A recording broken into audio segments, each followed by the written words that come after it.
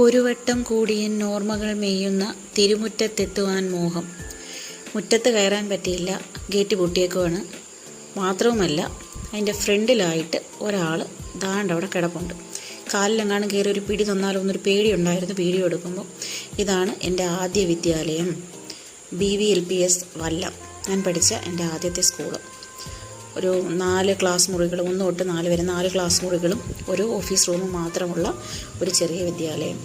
വലിയ മാറ്റങ്ങളൊന്നുമില്ല, തറയോട് പാകിയിട്ടുണ്ട്.